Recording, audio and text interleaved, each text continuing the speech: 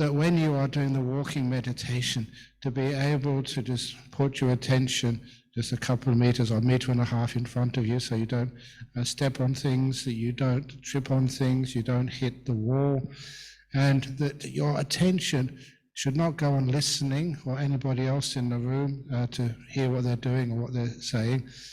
That your job is just to notice just how your legs move. You know that sometimes people who do dancing, they have to be very aware of the movement of their legs as well as the rest of their body, because they have to get into that awareness of how to move, how to walk, and sometimes they get into what they used to call the zone. I remember one of the monks who I used to be a monk with over in Thailand years and years ago, that when he was doing his meditation, once he finished doing some meditation, he decided to go and disrobe, and he married an Indian lady who was a professional dancer, a classical Indian dance. And I remember just talking to her, and she said that she was not just an ordinary classical dancer. She had a photo on glossy magazines. She was one of the top Indian dancers of her generation in that whole continent. And I asked her, first of all, why did you marry an Australian ex-monk? And she did say because she married, at that time anyway, in India, an Indian man, then she would certainly just have no equality at all. But marrying an Australian meant that she had a little bit more equality in the decision-making in that land. It's like even these days, anywhere in Asia, when you get married, I'm not sure about Singapore these days, but certainly in Sri Lanka, India, and especially Thailand, I know that very well. They said once a person gets married, it's like two beings, two animals, become one. So in the old days, and you were single, you had a body and two legs. You can go whichever way you want to. Once you're married, you're like a four-legged animal, same body. Oh, okay. I keep moving. Okay. You're like a four-legged animal. And they said in those days, especially in places like India, the front legs of the elephant, once you're married, the front legs have to be the male and the back legs have to be the female. That's the culture. I think you know that even in Chinese culture as well. Front legs have to be the man, back legs have to be the female. But in many places, I think in Singapore as well, certainly in Thailand and Sri Lanka, the elephant always walks backwards. Good, you're laughing. Paying attention, thank you. But anyway, so she got married to an Australian so she could lead. But anyway, when I asked her how she would dance, she said that she would practice. When it came to actually the dance itself, performing in public, she would forget everything she was ever taught about the dance and just allow it to happen, to get out of the way and go into what many athletes say, go into the zone. And it just happens. Your job is to let go and allow it to happen. And that's a wonderful thing about meditation. The best meditations occur when you just are watching, you're observing, but you're not doing anything. And a lovely simile about that, in those days when I used to go traveling a lot in aircraft, that sometimes you'd look up into the seat pocket in front of you and just read the in-flight magazine. In one of those in-flight magazines, they had an article by a pilot about what he thought would be the next generation of aircraft. He said the next generation of aircraft would have a cockpit, the cabin up front, which would be closed, so no one can get in or out of there except when they land or when they take off. And in that cockpit, there'd only be two beings inside the cockpit, a pilot and a dog.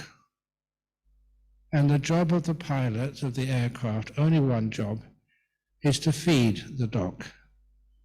And the only job of the dog is to bite that pilot if he touches anything. He said, all the crew of the aircraft in the future will be unnecessary. It will be totally automatic, because the automatic sensors and whatever else will be far more safe and reliable. There will be no human error. But you have to have something in the front there just to make the passengers feel comfortable. And I love that story, because that's just what happens when you do meditation. To learn how to just leave it to be automatic, to let go. Don't touch anything. You're sitting there in this moment, not deciding where you're going to go. Because if you stay in the moment, you actually tend to go inwards. You get into the zone, and everything becomes very peaceful and very beautiful, and you can sit quietly for long periods of time.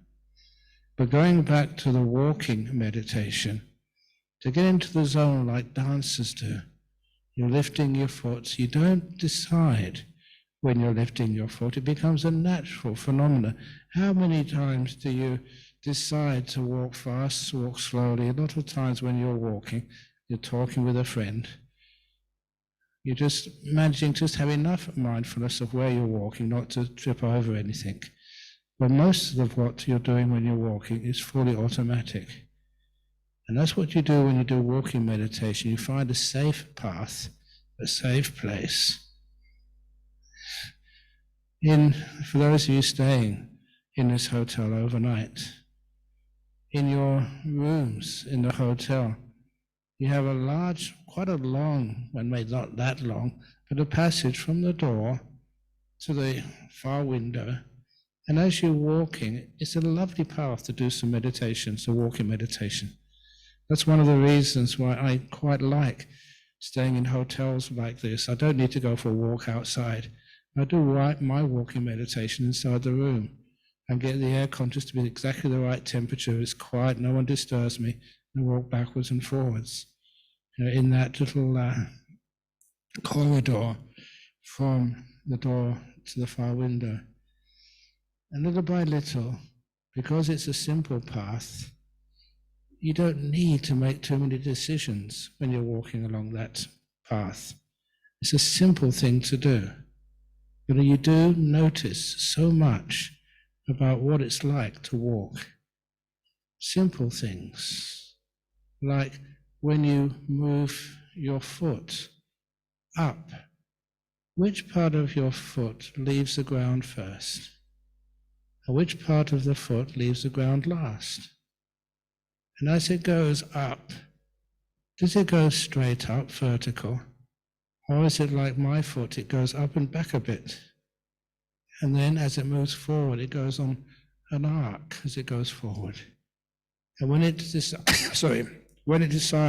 to go onto the floor again, does it go straight down? Does it move a little bit forward? Which part of your foot touches the ground first? Which part last? And what's it like when the weight transfers from one foot to another? What does the carpet feel like? If you're walking inside a room like this, how does the carpet feel on your feet? It's one of the reasons why I encourage people when they do walking meditation to do it barefoot. Not because it's ascetic, but because you can feel so much more of the texture of the carpet against your skin. And after a while, when you are deliberately aware and sensitive to these simple things, you find that mindfulness increases in its power. You start to feel more. I know we talk a lot about mindfulness in our meditation groups, but that mindfulness gets stronger and stronger and stronger. By which I mean you perceive much more of what your body is experiencing. At first you might just say it's carpet, but after a while you can feel the texture of this carpet. I've got some plastic in the middle of it that I can feel on my feet. And as you feel it, A lot of times it becomes like not exaggerated, but amplified. You can feel so much more. It's like the windscreen of your car has been washed, like your glasses have been cleaned. You can see and feel and experience much more of what's happening. And you show that your mindfulness is increasing in its power. You're able to pick up more. You're doing that with your walking meditation, and because of that, as you are lifting your feet, you can feel more of just one foot moving up. You can feel much more of it going down. You can feel so much more of you transferring your weight from one leg to the other. You're more alive on something as simple as just one step. And as you continue this, sometimes people would think that, oh, it's boring. You spend a whole hour just walking backwards and forwards. That's crazy. In fact, sometimes it gets so, people in the world think it's crazy, that in one of the first monasteries which we built over in UK, that it was hard to find places where you could hold retreats. But there was one disciple, a lady, she was a clinical psychologist, and she had an old house in a village in Sussex. And the house was big enough to be able to, it wasn't comfortable, but it was good enough to have people stay overnight for a retreat. And the walking meditation could be done in her garden. And so they had a retreat there for a weekend. And all the people in the village, for those of you who know English villages, especially in conservative counties like Sussex, there's always many people there who look through the windows to find out what's going on without trying not to be seen themselves. And one of these old ladies in the village opened the window and saw in the house of the clinical psychologist who worked in the local home for those who had mental disturbances. She saw all these people wearing white, which often people do when they go on a retreat, wearing white, walking so slowly in the garden. She'd never seen anything like that before in her life. Many people who walk normally talking to one another, but they saw this group of people looking at the floor, walking very slowly. And so she rang up the police. And the police came to take all those meditators back to the hospital because they thought that she'd taken some of her clients and patients to her home for the weekend. These were not patients. Some were accountants, some were business people on a retreat. But it looked weird to some people. So if you are doing your walking meditation, please doing it in a place where people understand you haven't gone crazy, that this is not the Brahm Center for those who have emotional problems. You're quite sane. It's just a beautiful way of meditating, even to the point that over in Jhana Grove, the meditation retreat center which we built over in Perth, that one day a young boy with his parents was taken over just to see the Jhana Grove, the retreat center we had built over there. And at that particular time, many of the meditators, they were doing walking meditation all together, just lifting up their feet very slowly. Be really mindful as they lifted up their feet and they moved it forward and then they put it down on the ground. They were just paying total attention to what they were doing. They weren't paying any attention to the visitors and they were walking really slowly. And the boy insisted on coming back to the monastery to warn me. And the little boy said, Ajahn Brahm, you've got to call the police, you've got to do something. I said, why? What's wrong? I just went to your retreat center and I saw all these zombies. I didn't know what he was talking about because you don't watch movies, but apparently that's how zombies walk. Really slowly. So if you do your walking meditation really slowly in this hotel, be very careful. Some of the people might think that Sentosa Cove has been invaded by zombies walking slowly. But anyway, you don't have to walk slowly, but be careful just to do it in a quiet place where not too many people need to see you and interrupt you. And then you can get very, very peaceful.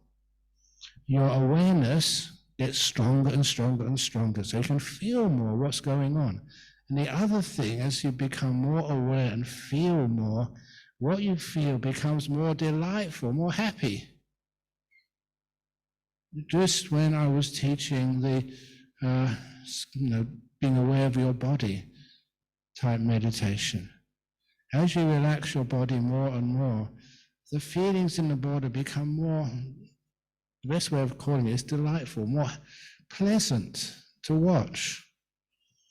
How many of you have had massages, like a foot massage, a back massage? Does it feel pleasant after you've had a nice massage? Have many of you, like, in the old days when it was really cold in the country where I lived in England, sometimes your feet were so frozen after you walked home from school, you can get a bowl of hot water and soak your feet in hot water. Oh, that was so delightful. Much of the time, when your body relaxes, you get a feeling of comfort, of delight. Here in this hotel, at the end of the day, when you go into the bed and you stretch out, and oh, it's so comfortable, and the pillow is nice and soft, and you can stretch, you don't have to do anything or achieve anything, you're just going there to have a nice rest at night time. Is that comfortable?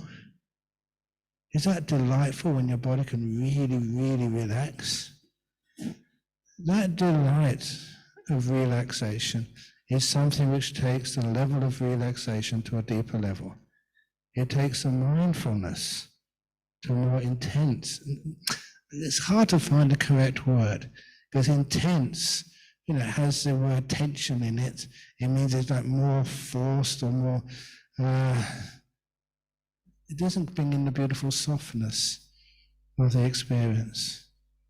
Very strong mindfulness, powerful mindfulness, but soft at the same time. Beautiful. So this is what happens when that mindfulness starts to increase. You can feel more of your legs as they're moving. It satisfies you more. You find, it should be a simple thing to understand, but many people don't realize it, that if all your life you've been walking, you never walk 2 steps exactly the same. Every step is unique. Just like on your breath meditation, every breath becomes unique. It's not just in or out. Every breath becomes totally different. You see much more of it.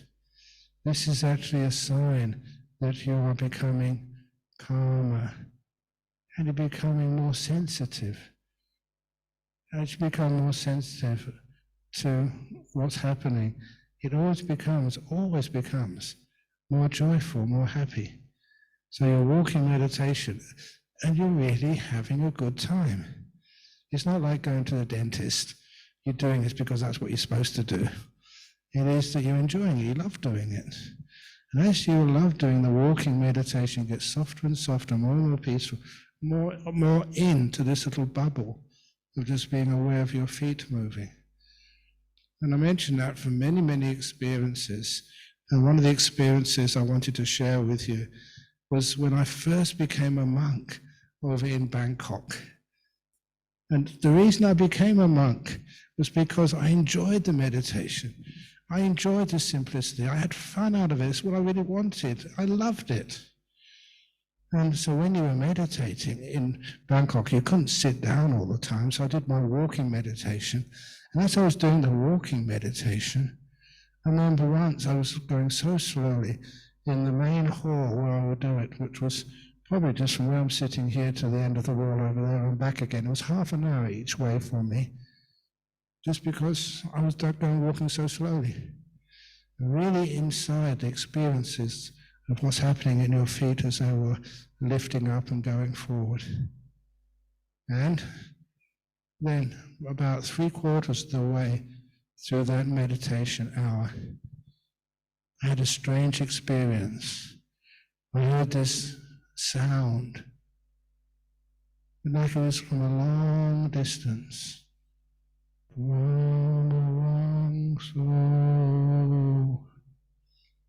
you weren't scared because you were so peaceful in your own little bubble.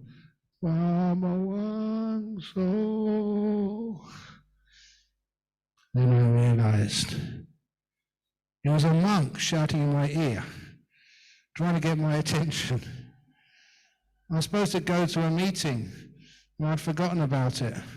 And I was really nicely there in my walking meditation, and he was trying to get my attention. His mouth was about this far from my ear hole. At least he knew what was happening, because he was a monk. He knew I was meditating. And it took me a while. Oh, it's a monk. I've got to pay attention to him. So I turned my head. It's amazing. When you turn your head, there's so many muscles have to move as you're turning your head. So it took me a long time. I couldn't really rush it. And when I finally, my eyes met his eyes, and I said, "What?" Because you're so calm and peaceful, it's hard to get you out of that beautiful bubble of peace. And then eventually I realized, oh yes, I've got to move a bit faster, think a bit faster, and come out of the beautiful meditation bubble which I was in. But it did show me, demonstrate to me, just how peaceful you can get when you're doing walking meditation. And because your body is moving, doesn't matter how slowly it's moving, it does mean that you get more and more calm, more peaceful, and it's a very comfortable position, or a walking position, for you to do that meditation in. So as you're walking, you just walk really slowly and just see just how much awareness comes up. And the awareness gets stronger and stronger. It's like all that energy which we waste on so many different sensory stimulations. It's all just focused on one stimulation, just the movement of the feet. And because it's just focused on one thing, you soon become really, really, really aware. It means you see much more, and you're calmer, and you get more joy and happiness from it. That is how we do our walking meditation. It was a beautiful thing to do. And there are many people who get much deeper senses of stillness and more insight into what's happening in this world and in their body and in their mind through walking meditation rather than through sitting meditation. So it's a beautiful meditation to do. We also do have the lying down meditation. But with the lying down meditation, you have to be careful not to fall asleep. Because sometimes when you lay down, that's what people do, that's why they lay down, to fall asleep. So if you do the laying down meditation, please lay down in a position where you normally do not fall asleep.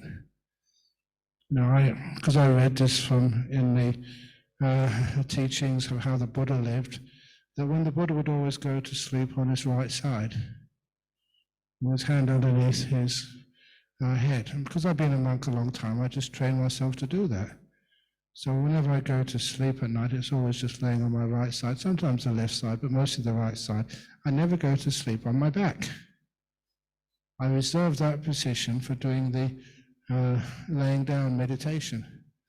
So when I want to meditate, I lay down on my back, and that means my psychology, my brain says, oh, he wants me to be awake, be alert. So I don't go to sleep. If I want to go to sleep, I turn on my side. That way, you can do that position of meditation, the laying down meditation, but in a position which is not the same as when you fall asleep. So little by little, you train your body in many different ways of meditation, postures. These days, it's not so important because you all have this wonderful invention called chairs. And the chairs are designed for sitting on for long periods of time. When I was starting to meditate, it was very difficult sitting on the ground, especially because on the ground you didn't have cushions, you didn't have carpet, it was just concrete. And in those days I was very thin, believe it or not. I was working so hard and didn't eat very much, And what you did eat was usually sticky rice and frog soup. You know what frog soup was? You just boiled frog.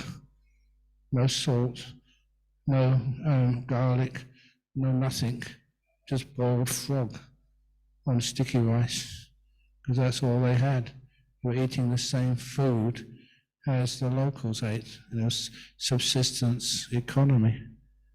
So you're malnourished, you were thin, sitting on concrete which is laid by villagers, which was all rough, with no cushions. So of course you got a bit sore. But then after a while, when you put on a bit more weight, you had what I call your own upholstery. That's why it used to be very useful. So little by, but now you have chairs. How comfortable are those chairs? And you're even better than that, sometimes when people do sit on the floor, we haven't got them here, we have like meditation cushions. Have you seen these meditation cushions like the Zafus, which they use in Zen meditation courses? And those meditation cushions, there's meditation is a big industry now. So you can actually get high-tech meditation cushions. Why not? So you get a cushion there. And then if it's not big enough, you can press one button, it inflates the back to lift your backside up. If you have this knee is a bit sore, you have another button you press and it inflates that part of the cushion to lift this one up. If it's too hot for you, you can actually cool down the temperature in the cushion. If it's too cold, you can heat it up. If you're too tired, you can push another cushion and you get a latte or cappuccino coffee from the side there. And it's also a big industry. High-tech meditation cushions for the modern meditator. But we have chairs. I don't know what these chairs are like. In the meditation center, which again I built, I made sure that I went to many different companies and actually sat on their chairs to find out which ones felt to be the most comfortable to meditate on.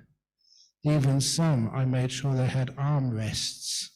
You know why they have armrests, some of these meditation chairs? Because sometimes you see people when they're meditating, they start leaning over to the side. And that stops them falling off. And sometimes we have ones with seat belts on, so you can't fall forward.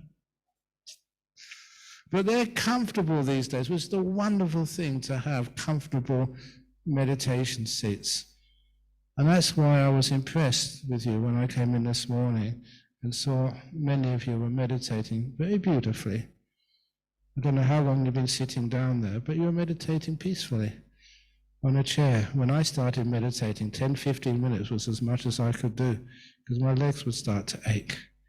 I didn't realize you could meditate on a chair, so that's wonderful what you're doing on a chair. And you can meditate for long periods of time, hopefully. When it is long periods of time that you are meditating, sometimes you get into very nice, still meditation states. What happens is, you're starting being aware of your body and calming things down, and then little by little, the mind goes inside. It's not so concerned with hearing and seeing and stuff, especially if you've got your eyes closed. And even the body starts to relax.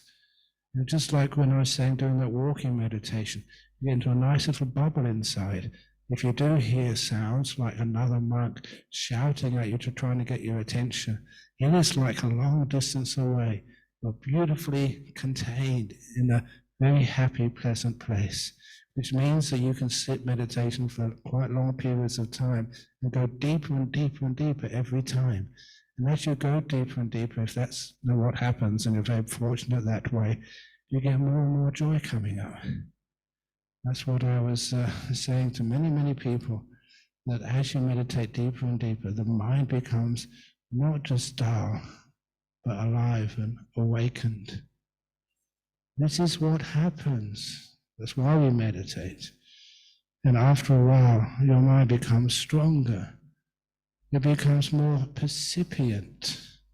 You see more, you can go deeper into things. You see the carpet in front of you. It's a pretty ordinary carpet. But after a while, if you do walking meditation on that carpet, you can see so much more of that carpet. And a weird thing happens that what you see becomes more beautiful. Over in those meditation halls of Thailand, there were just concrete floors. We had to meditate inside because during the rainy season, I mean, it was really raining, monsoons. And if you went outside, you'd get soaked. So you do the walking meditation inside the halls on top of the concrete. And as you were walking, the concrete, because you're doing a body length in front of you, just staring and just walking slowly, you started to see more and more of the texture of that concrete and the different shades of the grey concrete. And because it was poured by villagers, it wasn't even. It had like texture, contours on it. And little by little, it became more and more beautiful to see. It was weird. But that concrete became so gorgeous to look at. I had to stop for about 5 or 10 minutes, and I thought I should get an electric saw or something and saw out that little bit of concrete and send it to the Tate Modern Museum in London, because it's the most beautiful piece of art I'd ever seen in my life. This was what happened to me several times. On one of the other occasions this was when I was doing a meditation retreat, experiencing one, not teaching one, over in Cambridge, where I was a student.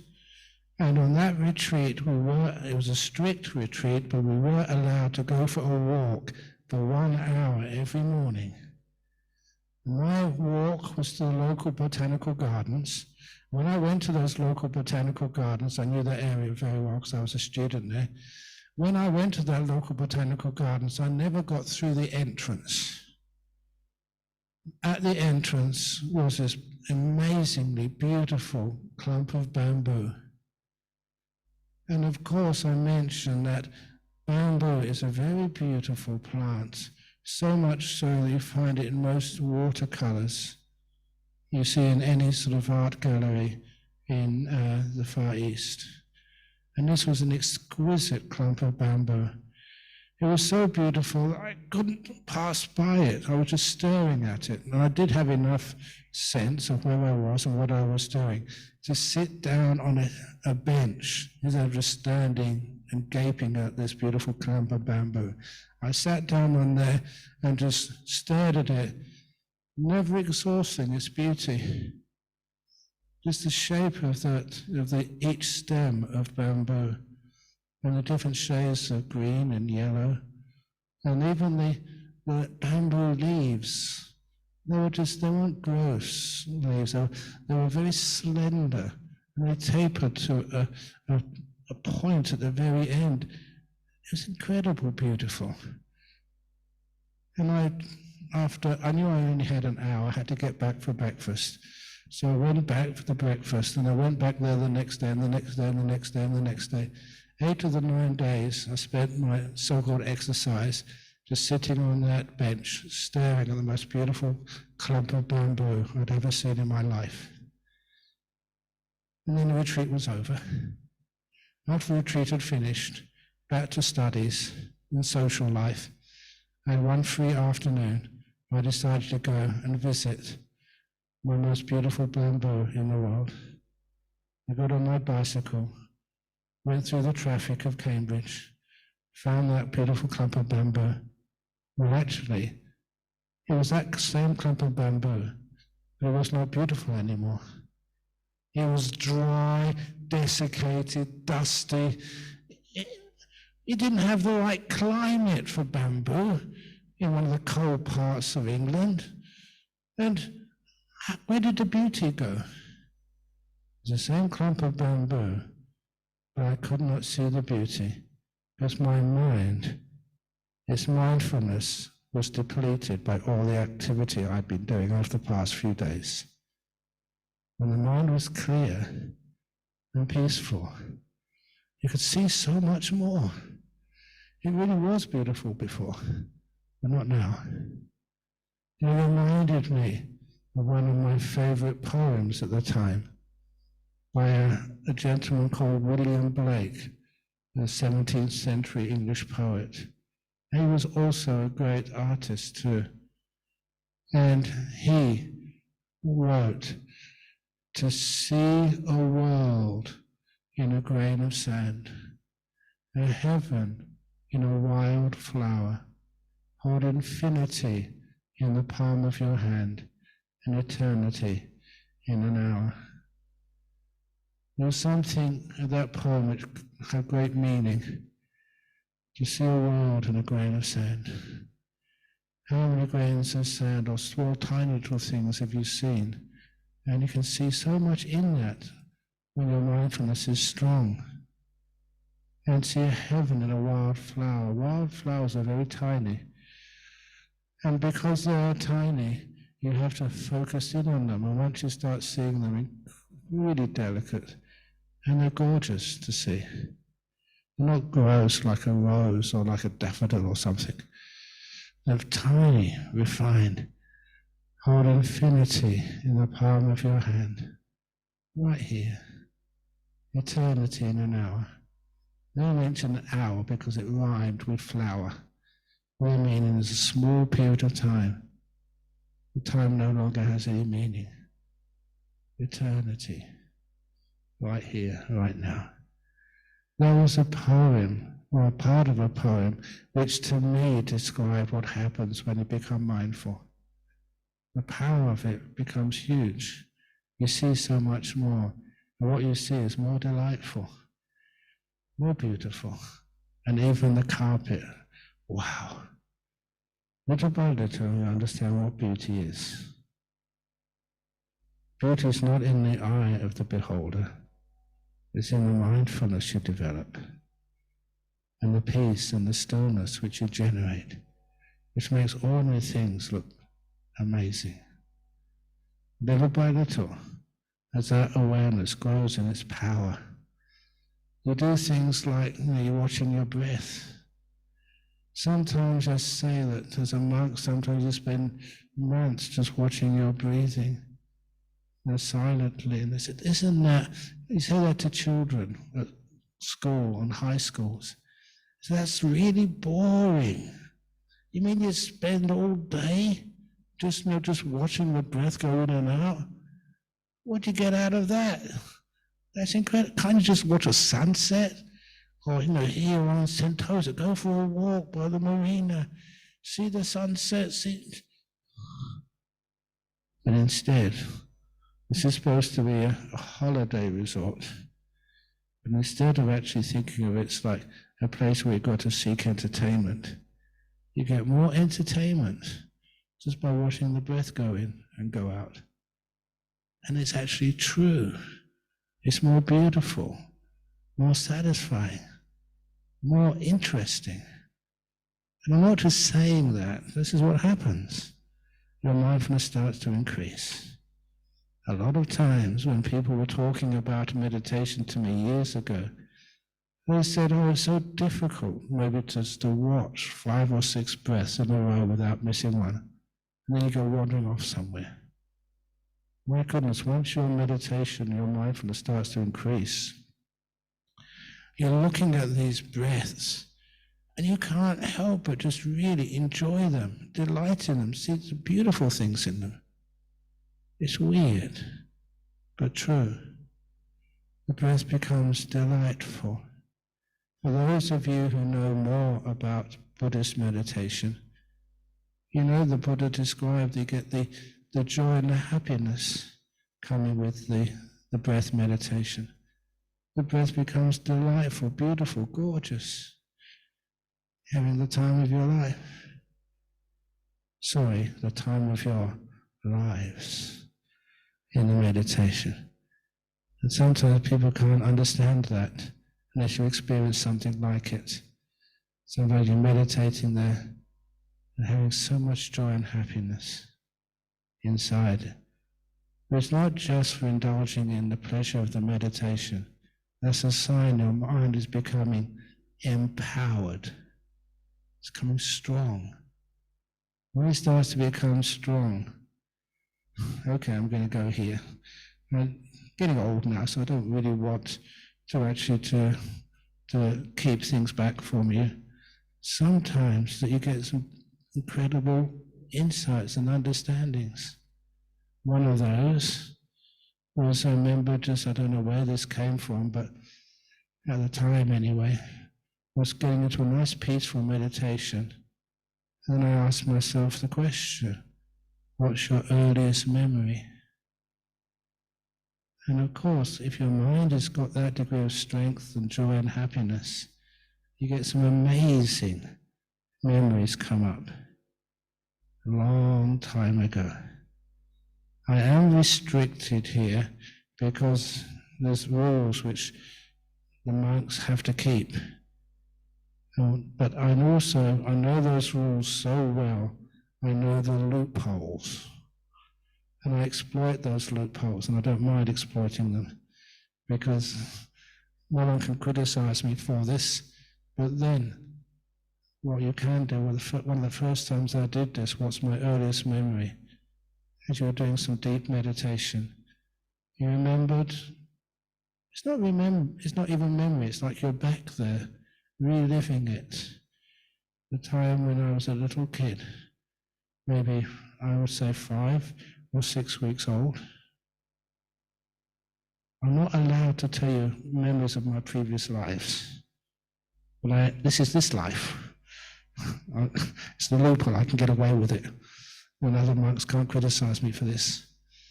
You remember just as a kid in your baby's pram. Remember those little cots with 4 wheels on it, your mum would push you along. I remember it. Even to this day I can recall it. Black cloth with a nice little white lace on the side. It was not very expensive, our family was very poor, but you had to push me around in something. I remembered it. I remembered the little toy, which was my favourite toy, was on a string on the front of that cot. And it was a little pale blue, like a Cambridge blue, not a dark blue, a little pig. It was just made of, I don't know if it's even plastic, more like clay, with little balls inside, and my mother would rattle it and make me laugh as a little kid. But I also remember little things like I would notice my mother not by what she looked like, but how she smelt. It was her odor, her fragrance, was how I knew who was who. And that really surprised me, because I couldn't really recall how my mother looked, but I could record how she smelt, and my father too, and everybody else who I knew by their odor.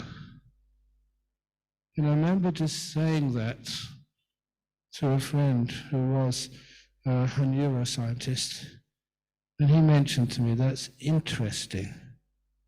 That's how he said it, interesting.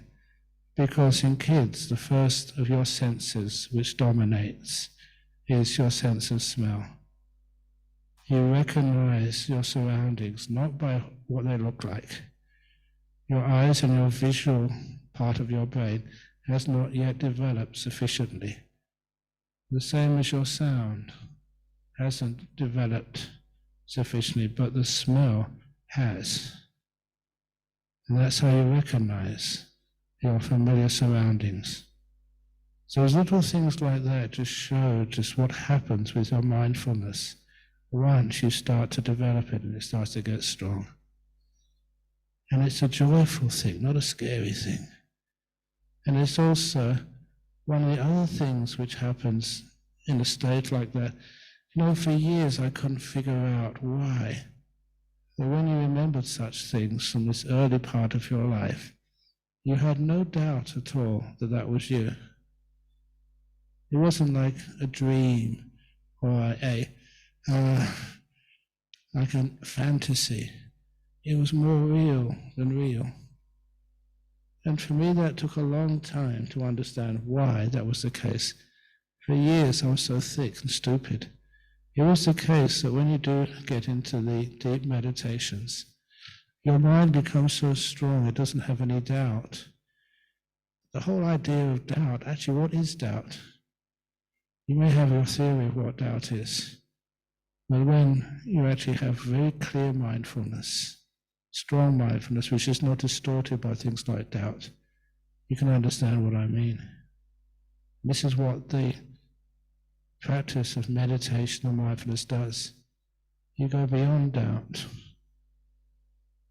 I'm not talking about theories and believing them, but what you're seeing, what you're experiencing. You know this is more true than anything you've ever seen before. Little by little, this is what happens when you develop your meditation. It becomes wonderful to behold. So you're actually training your mind.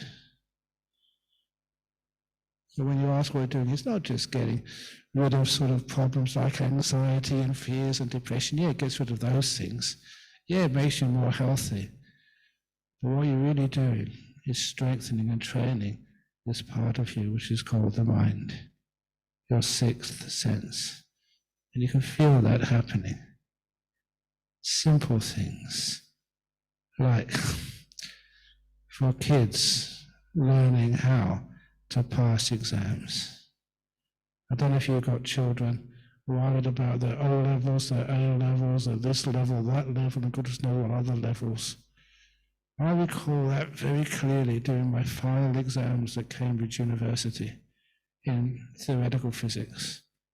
It was a tough course and tough exams. I did well. And the reason was I never had, during those days of examinations, I never had any lunch. Between exams, I would just meditate. Even then, I was a very strong meditator. And how I meditated was sat down after doing one exam in the morning, saying quantum physics, and your brain was exhausted. But I'd sit down and close my eyes. What was the first thing I thought of? The morning exam. How did I do? Did I answer the question correctly? Look, the exam paper is finished. You know, your answers have been handed in. There's no way in the world you could change them. But nevertheless, people would still worry about the past, even though it can't be changed. It's ridiculous, isn't it? But we all do that. But because I trained in my meditation, I could let go of the past. I realized if I kept on thinking about the early morning exam, that I would get even more tired, more exhausted. I couldn't afford that. So I let go of the past. Simple to do when you have to. Next thing which came in my mind, afternoon exam.